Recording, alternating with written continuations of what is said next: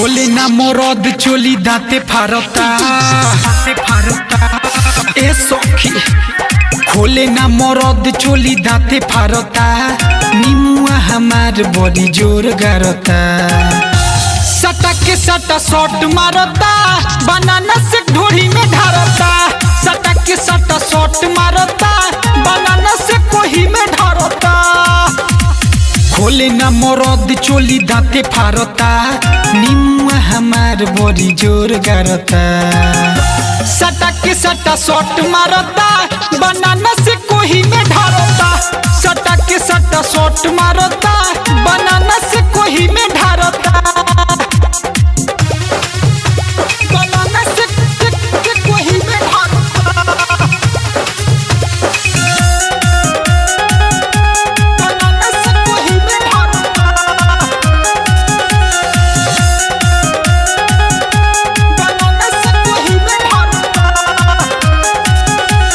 छने छने देहिया से हमारा उ सटेला जब बोले ना दीही सखी लगे से ना हटेला सुनो ना छने छने देहिया से हमारा उ सटेला जब बोले ना दीही सखी लगे से ना हटेला कर छुल से अपना उ बूंदी झारता ढूढ़िए में सोया हमारा लड्डू पारता सटा के सटा शॉट मारता बनाना से कोही में ढारता सटा के सटा शॉट मारता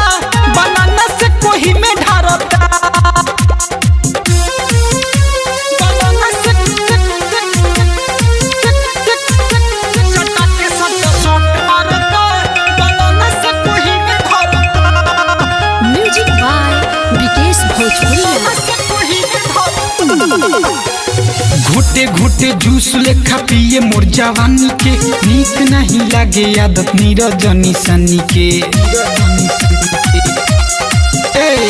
घुटे घुटे जूस लेखा पिए मोर जवानी के नीक नहीं लागे आदत नीरजनी सनी के आरामन विकास देखी टरस बारता जब हमर मरदा लहंगा उघारता सटा के सटा शॉट मारता बनाना से कोही में ढारता सटा के सटा शॉट मारता बनाना से कोही में ढारता